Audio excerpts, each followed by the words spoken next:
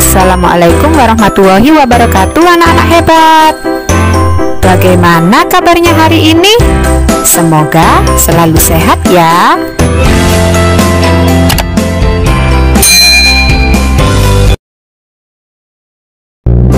Pasti sudah siap belajar ya anak-anak hebat. Jangan lupa disiapkan bukunya dan kita baca doa dulu sebelum belajar ya. Doa sebelum belajar.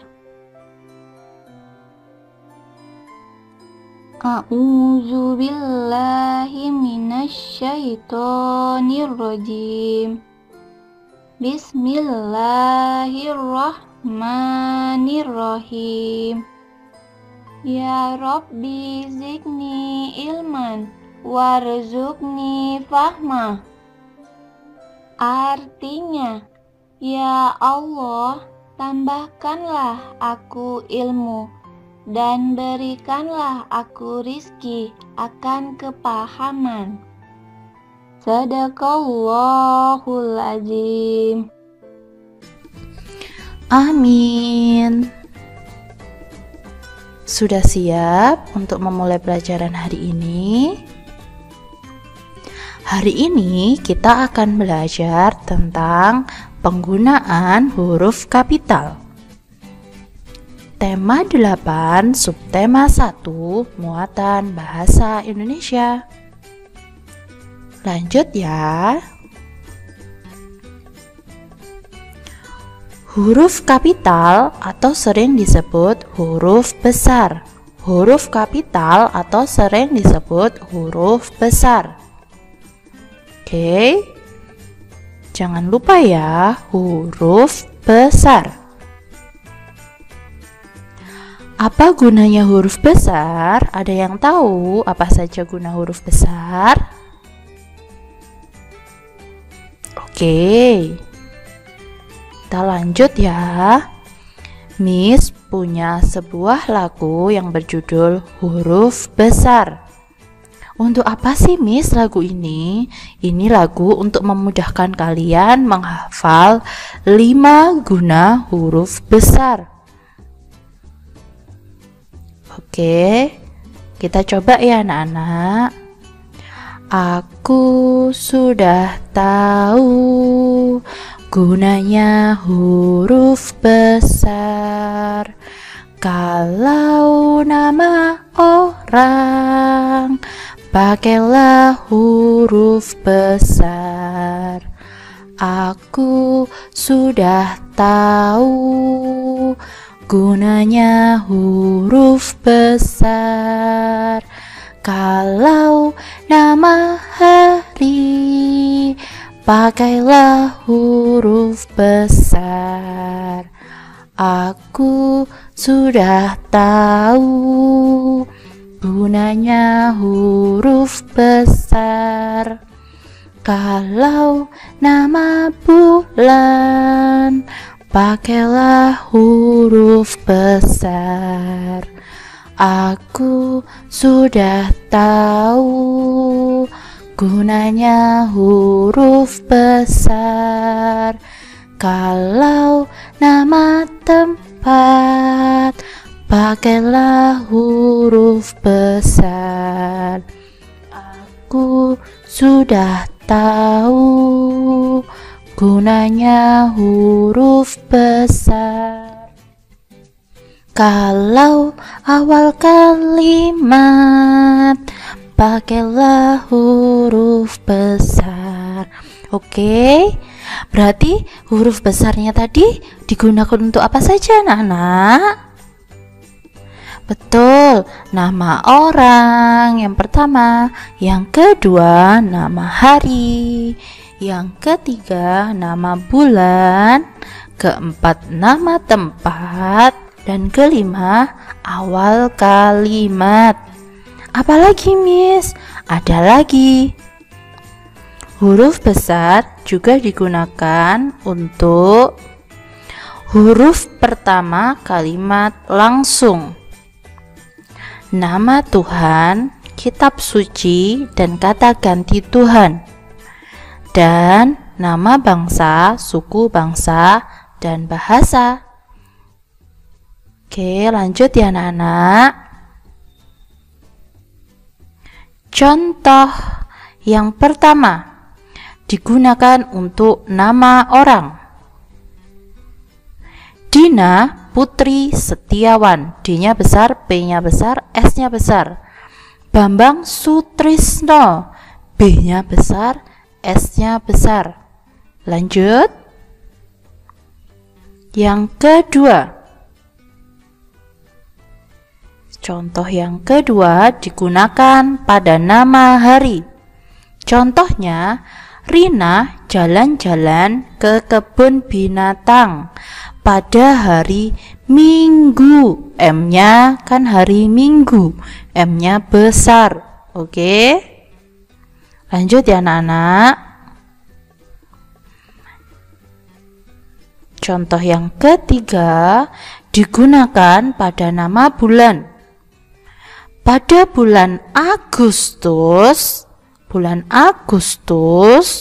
anak-anak mulai mempersiapkan lomba-lomba. Oke. Yang keempat,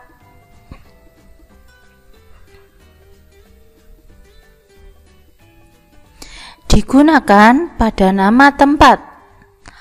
Rumah Vino di Jalan Danau Paniai Timur nomor 57, Malang, Jawa Timur. Rumah Vino di Jalan, J-nya besar, D-nya besar, Paniai, P-nya besar, Timur, T-nya besar, nomor 57, Malang, M-nya besar, Jawa Timur, J-nya besar, T-nya besar. Oke.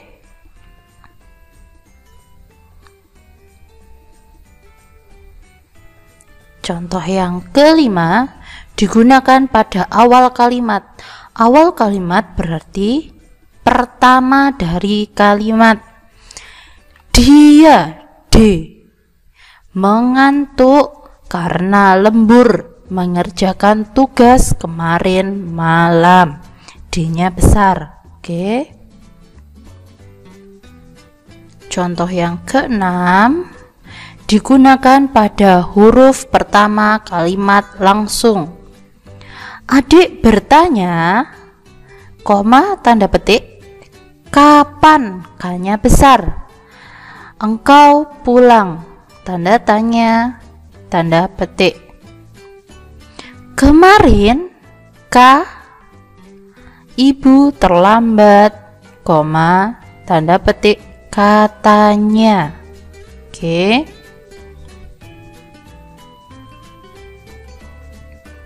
Yang ketujuh digunakan pada nama Tuhan, kitab suci, dan kata ganti Tuhan. Contohnya, karena Allah, A-nya besar, mempunyai sifat maha pengasih, maha, M-nya besar, pengasih, P-nya besar, dan maha penyayang, maha, M-nya besar, P-nya besar. Bimbinglah hambamu, mu kepada Allah, kata ganti Tuhan, yaitu M-nya besar, ini ke jalan yang benar. Lanjut. Contoh yang ke-8 digunakan pada nama bangsa, suku bangsa, dan bahasa.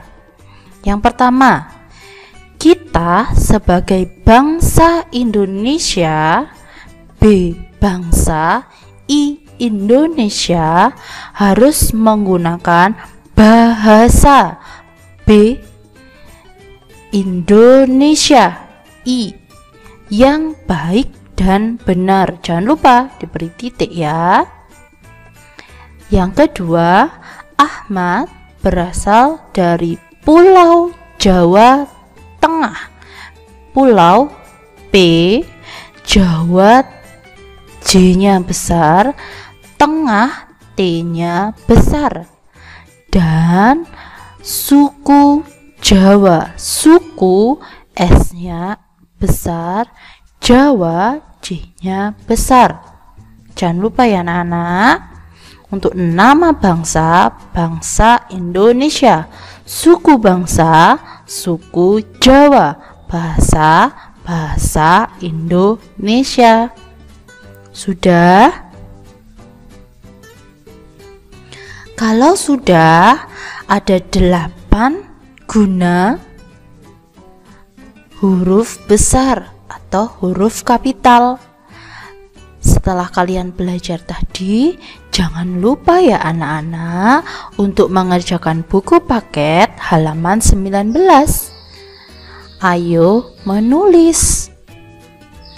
Kerjakan di buku paketmu, difoto, dan jangan lupa langsung kirim ke gurumu. Oke? Ya, pembelajaran hari ini kita sudah belajar tentang huruf kapital yang sering disebut huruf besar. Dan yang kedua, kita belajar lagu huruf besar ya anak-anak. Jangan lupa ya, dihafalkan, dipelajari lagu huruf besarnya. Dan yang ketiga, guna huruf besar ada 8, yaitu nama orang, nama hari, nama bulan, nama tempat, dan awal kalimat. Itu ada di lagu huruf besar ya anak-anak. Selanjutnya ada di kalimat langsung dan ada untuk nama Tuhan, kitab suci, dan kata ganti Tuhan. Juga untuk nama bangsa, suku bangsa, dan bahasa. Sudah jelas anak-anak pembelajaran hari ini? Muatan pelajaran matematika kelas 2 sekolah dasar tema 8 keselamatan di rumah dan perjalanan subtema 1 dan 2. Yuk anak-anak kita mulai. Pembahasan awal kita mulai dengan membaca jam. Jam adalah alat penunjuk waktu. Untuk membaca jam, kamu harus memperhatikan jarum-jarum pada jam. Ada 3 buah jarum pada jam. Jarum pendek menunjukkan jam, jarum panjang untuk menunjukkan menit, dan jarum yang berputar cepat menunjukkan detik.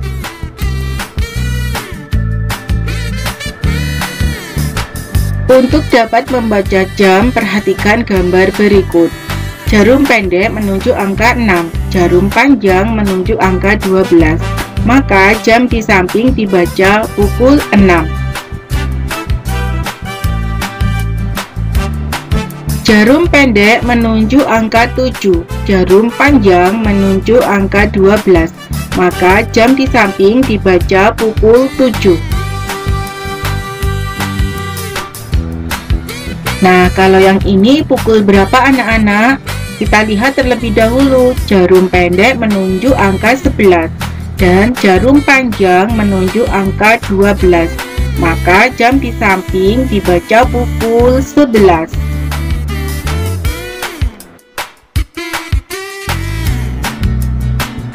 Setelah kalian tahu bagaimana cara membaca jam, selanjutnya kita belajar menulis tanda waktu. Perhatikan gambar berikut. Jarum pendek menunjuk ke angka 8, jarum panjang menunjuk ke angka 12.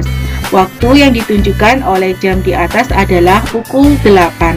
Maka dapat ditulis dengan pukul 08.00.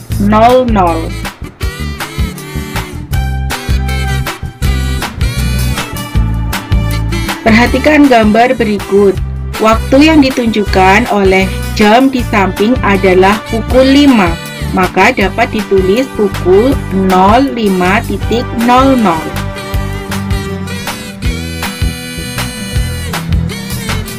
Perhatikan lagi contoh berikut. Waktu yang ditunjukkan oleh jam di samping adalah pukul 6, maka dapat ditulis pukul 06.00.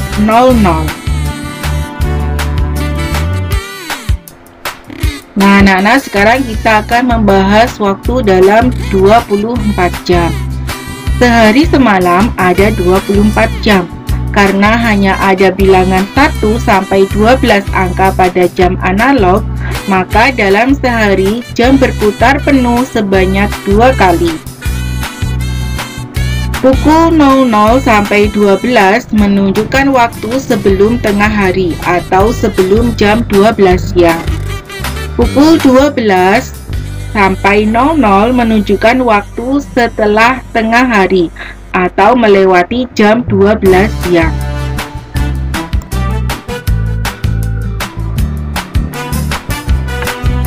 Setelah pukul 12 siang, penulisan waktu tidak kembali ke pukul 1. Penulisan diteruskan ke pukul 13.00 hingga pukul 24.00. Pukul 24.00 sama dengan pukul 12 malam. Pada gambar menunjukkan pukul 2 siang. Pada penulisan 24 jam tidak diperlukan lagi keterangan siang. Waktu yang ditunjukkan oleh jam di samping adalah pukul 14, maka dapat ditulis pukul 14.00. Jam menunjukkan pukul 5 sore. Pada penulisan 24 jam tidak diperlukan lagi keterangan sore. Waktu yang ditunjukkan oleh jam di samping adalah pukul 17, maka dapat ditulis pukul 17.00.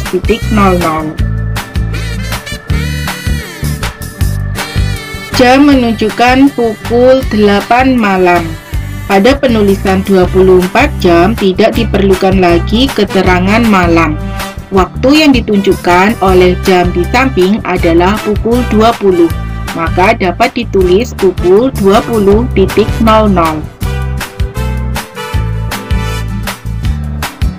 Pembahasan selanjutnya adalah menentukan lama suatu kegiatan. Perhatikan kedua gambar jam berikut.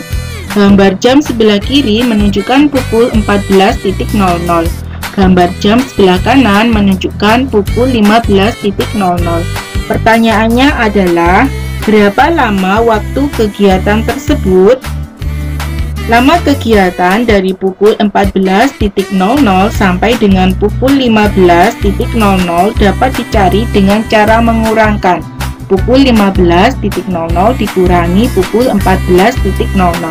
Hasilnya adalah 1 jam. Jadi, lama waktu kegiatan adalah 1 jam.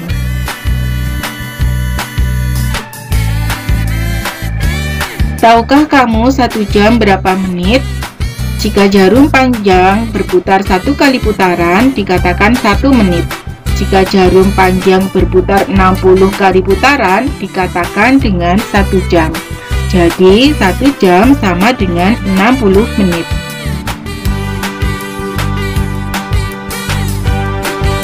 Hubungan jam, menit, dan detik. Waktu terdiri atas detik, menit, dan jam. 1 jam sama dengan 60 menit. 1 menit sama dengan 60 detik.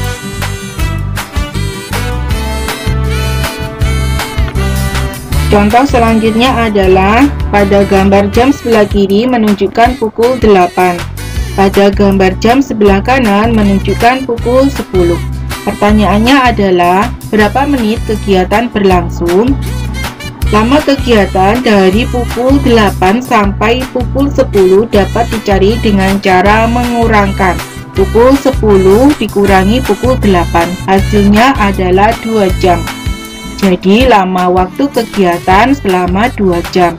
Nah, sekarang dari 2 jam kita konversi ke menit. Masih ingat 1 jam itu berapa menit?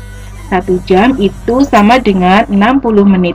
Jadi untuk mencari 2 jam kita tinggal mengalikan 2. 2 dikali 60 menit sama dengan 60 ditambah 60. Maka hasilnya adalah 120 menit.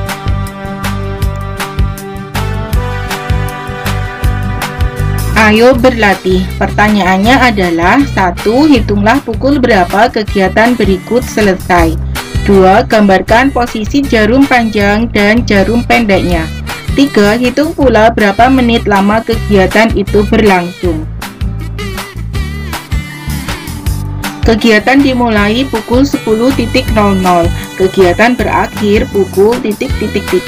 Diketahui lama kegiatan selama 4 jam. 4 jam sama dengan ... menit. Nah, sekarang kita jawab pertanyaan yang nomor 1 terlebih dahulu. Hitunglah pukul berapa kegiatan tersebut selesai. Caranya, kegiatan awal dijumlahkan dengan lamanya kegiatan, yaitu pukul 10.00 ditambah dengan 4 jam. Hasilnya adalah pukul 14.00. Jadi, kegiatan berakhir pukul 14.00. Setelah kita tahu waktu kegiatan berakhir pukul 14.00, sekarang kita gambarkan posisi jarum panjang dan jarum pendek. Dalam penulisan waktu 24 jam setelah angka 12, angka 1 berarti menunjukkan angka 13, dan angka 2 berarti menunjukkan angka 14. Jadi jarum pendek ada di angka 2 dan jarum panjang berada di angka 12. Maka hasilnya gambarnya sebagai berikut. Selanjutnya, untuk menjawab pertanyaan nomor 3, hitung pula berapa menit lama kegiatan itu berlangsung. Diketahui lama kegiatan selama 4 jam. Masih ingat anak-anak 1 jam itu berapa menit? Ya, 1 jam itu sama dengan 60 menit. Jika 4 jam, maka kita tinggal mengalikan 4, yaitu 4 kali 60 menit. Sama dengan 60 ditambah 60 ditambah 60 ditambah 60. Hasilnya adalah 240 menit. Jadi 4 jam itu sama dengan 240 menit. Sekian pembahasan materi pada hari ini.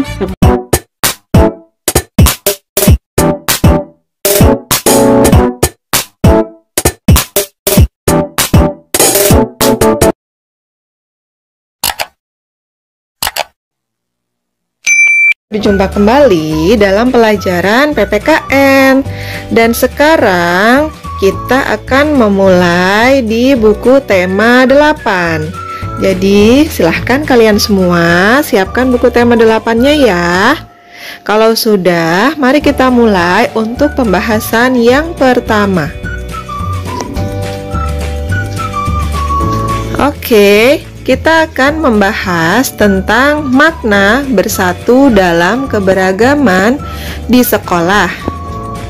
Yang pertama, keberagaman di sekolah itu sangat banyak, seperti 1. Keberagaman agama, 2. Keberagaman budaya, 3. Keberagaman asal daerah, 4. Keberagaman bahasa. Nah, kemudian dari adanya perbedaan atau dari adanya keberagaman, kita harus tetap bersahabat, bersatu, dan hidup rukun. Ya, jadi dari adanya keberagaman agama, keberagaman budaya, asal daerah, atau bahasa, kita harus tetap bersatu dan bersahabat tanpa membeda-bedakan orang lain, ya. Karena akan menciptakan kehidupan yang rukun, damai, dan tentram, ya. Jadi kalau kalian ada teman yang memiliki perbedaan dengan kalian, kalian tidak boleh memusuhinya. Oke?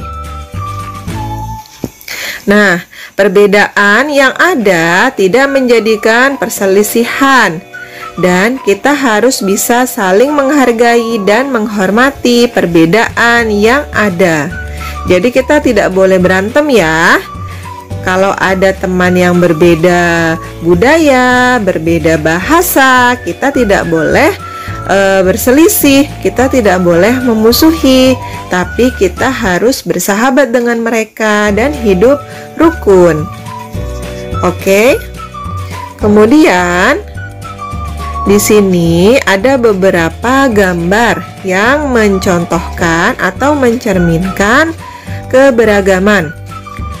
Sikap hidup rukun dengan teman yang berbeda suku bangsa peduli satu sama lain merupakan wujud persatuan dalam keberagaman, ya. Seperti yang sudah Ibu jelaskan sebelumnya, kalau kita saling menghargai dan menghormati perbedaan, maka akan tercipta kehidupan yang rukun, ya. Meskipun terdapat banyak perbedaan, kalau kita saling menghargai dan menghormati, maka akan tercipta kehidupan yang rukun. Oke?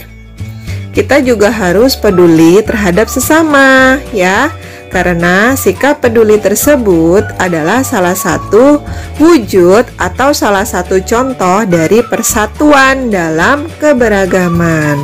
Bisa saling membantu seperti gambar yang ada di bawah ini, atau bermain bersama, ini juga contoh keberagaman.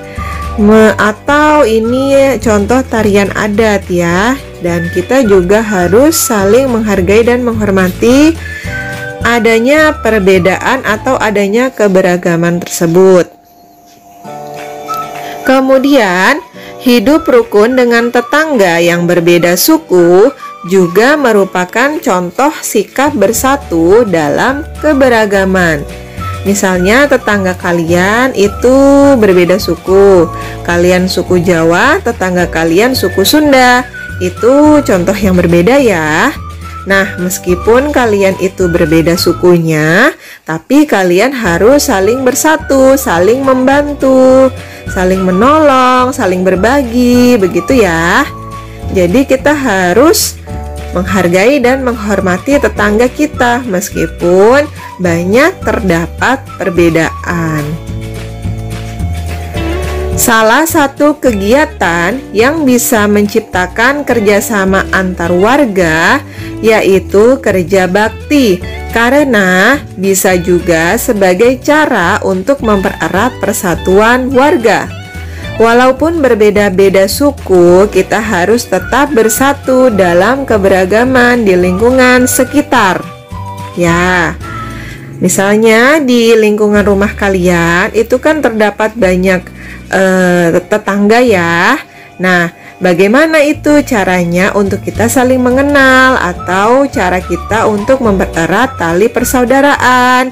Dan salah satu kegiatan yang bisa menciptakan atau mempererat persatuan warga yaitu kerja bakti. Kerja bakti atau gotong royong ini bisa sebagai cara untuk mempererat persatuan warga, ya. Karena kegiatan kerja bakti dilaksanakan secara bersama-sama dan dengan orang yang jumlahnya cukup banyak.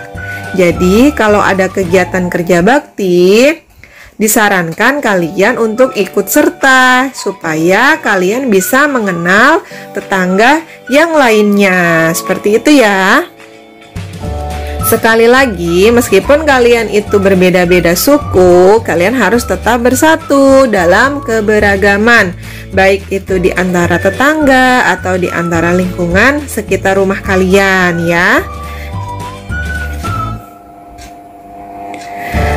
Oke, selanjutnya, membantu teman yang berbeda suku bangsa mencerminkan sikap persatuan dalam keberagaman. Ya, kita sesama teman harus saling membantu. Apalagi teman kita yang sedang merasa kesulitan, itu harus kita bantu. Ya, karena membantu teman itu juga salah satu sikap yang mencerminkan persatuan dalam keberagaman. Karena kita tidak membeda-bedakan mereka, ya, tidak membeda-bedakan yang lainnya.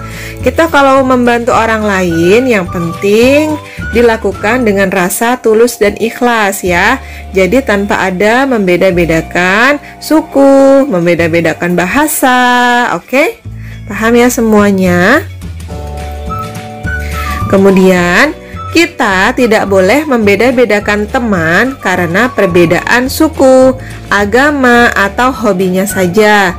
Ada beberapa cara untuk kita saling menghargai dan menghormati keberagaman. Salah satunya dengan bermain permainan yang sama. Nih contohnya ada di bawah sini. ya.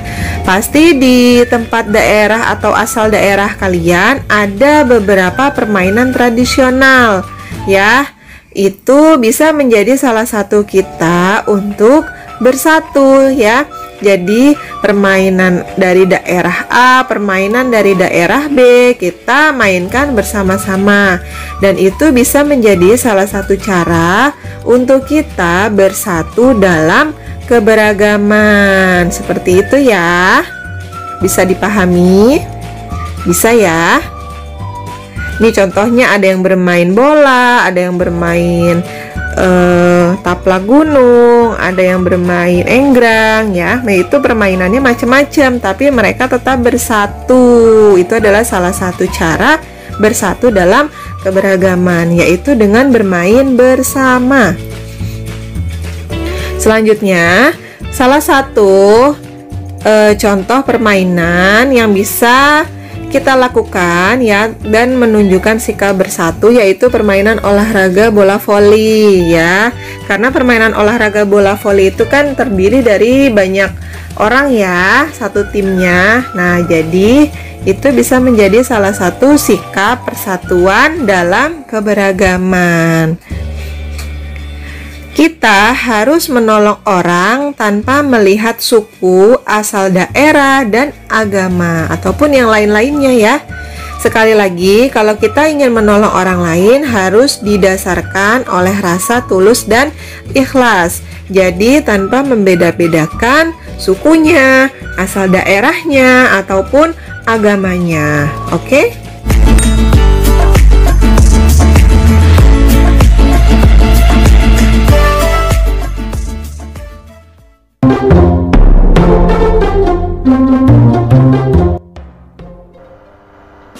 Assalamualaikum warahmatullahi wabarakatuh.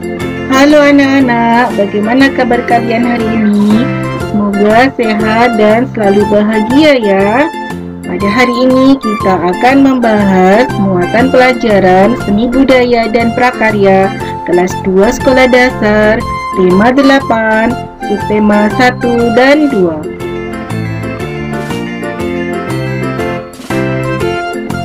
Pertama yang kita bahas adalah tekanan kuat dan tekanan lemah. Lagu dapat dinyanyikan dengan tekanan nada kuat dan nada lemah.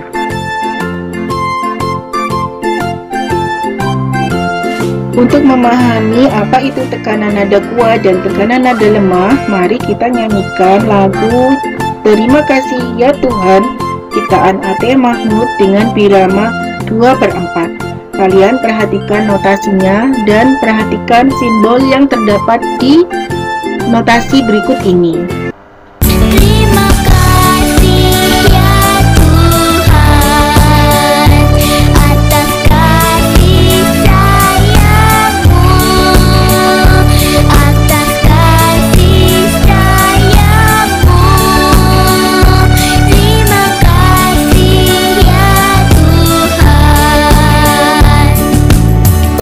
Pada lagu tadi berisi tentang rasa syukur kita kepada Tuhan atas nikmat yang telah kita terima.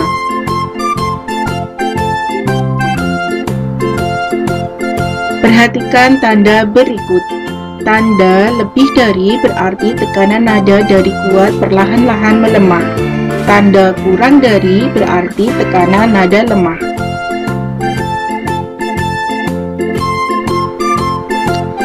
Pada lagu tadi dengan judul Terima Kasih Ya Tuhan mempunyai birama 2/4. Secara alami, tekanan kuat terdapat pada ketukan pertama, sedangkan tekanan lemah terdapat pada ketukan kedua.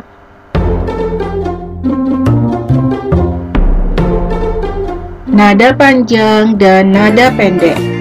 Nada harus dibunyikan sesuai dengan panjang pendeknya.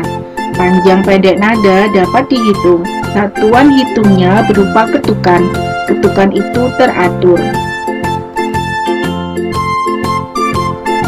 Perhatikan panjang pendek nada berikut. Nada 1 atau do dibunyikan satu ketukan. Nada 6 dan 7 yang di atasnya ada garis atau nada la dan si yang di atasnya ada garis Angka 6 atau La dibunyikan setengah ketukan, dan angka 7 atau Si dibunyikan setengah ketukan.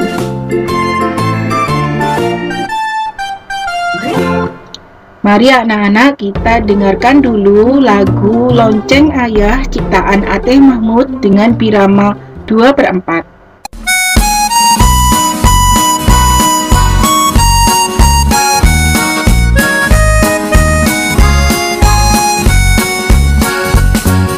Neng, neng, neng, berbunyi lonceng. Lonceng berbunyi berkali-kali. Neng, neng, neng, berbunyi lonceng. Lonceng ayah baru dibeli. Neng, neng, neng, ku dengar lonceng. Lonceng ku dengar setiap waktu. Neng, neng, neng, ku dengar lonceng.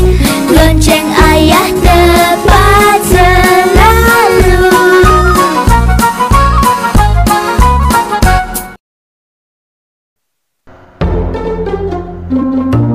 Kita menentukan ketukan pada lagu. Nada dengan tanda warna merah dibunyikan 1 ketukan. Nada dengan warna hijau dibunyikan setengah ketukan. Semoga bisa dipahami ya anak-anak. Setelah kalian memahami tekanan nada kuat dan tekanan nada lemah, dan juga nada panjang dan nada pendek, kalian bisa mencoba menyanyikan lagu Bulan ciptaan Ateh Mahmud dengan birama 3/4.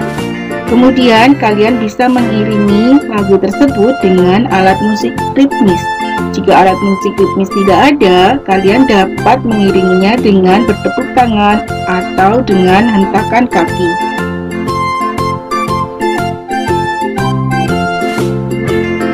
Pembahasan selanjutnya adalah tari kemoceng. Gerakan ketika membersihkan benda dengan kemoceng dapat dibuat dalam bentuk tari. Namanya adalah tari kemoceng.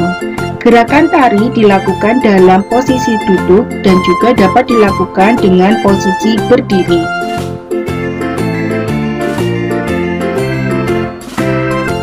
Lakukanlah gerakan tari mengikuti tahap-tahap berikut.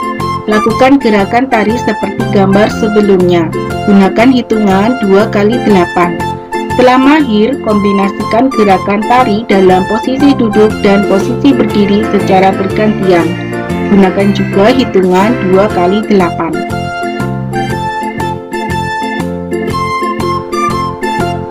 Saat menari, agar lebih menarik, iringi dengan alat musik. Boleh menggunakan alat musik ritmis, misalnya saja gendang, tifa, dan tamborin. Jika alat musik ritmis tidak ada, boleh menggunakan kemasan-kemasan botol plastik bekas minuman. Mainkan mengikuti pola hitungan yang teratur ya anak-anak.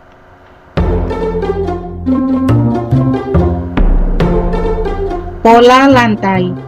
Pola lantai adalah sebuah garis atau pola yang dibentuk sebagai cara bagi penari dalam berpindah, bergerak, maupun bergeser ke posisi untuk penguasaan panggung. Pola lantai banyak jenisnya. Berikut ini adalah pola lantai lurus ke samping. Berikut ini adalah pola lantai lurus ke depan. Dan gambar berikut adalah pola lantai berbentuk huruf V.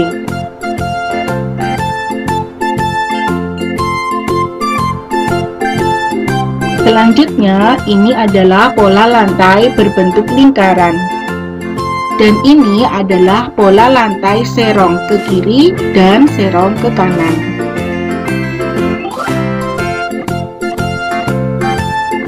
Sekian pembahasan materi pada hari ini. Semoga bermanfaat ya anak-anak. Jangan sampai lupa untuk terus menerapkan protokol kesehatan 5M. Apa saja 5M? Yang pertama, memakai masker. Itu wajib ya anak-anak. Yang kedua, mencuci tangan dengan sabun.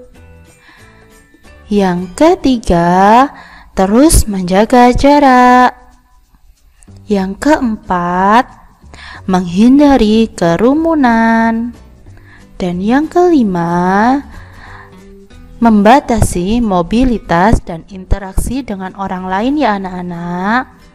Terus diterapkan protokol kesehatannya ya anak-anak. Miss akhiri pembelajaran hari ini. Sebelum itu, mari kita berdoa terlebih dahulu. Doa sesudah belajar. A'udzu billahi minasyaitonir rajim. Bismillahirrahmanirrahim. Allahumma inni astaudiuka ma'allamtanihi fardudhu ilayya inda hajati wala tansanihi ya rabbal alamin. Artinya, ya Allah, sesungguhnya aku menitipkan kepada Engkau ilmu-ilmu yang telah Engkau ajarkan kepadaku, dan kembalikanlah kepadaku sewaktu aku butuh kembali, dan janganlah Engkau lupakan aku kepada ilmu itu, wahai Tuhan seru sekalian alam. Sadaqallahul azim. Amin. Sekian pembelajaran dari Miss hari ini. Miss tutup dengan wassalamualaikum warahmatullahi wabarakatuh. Dadah.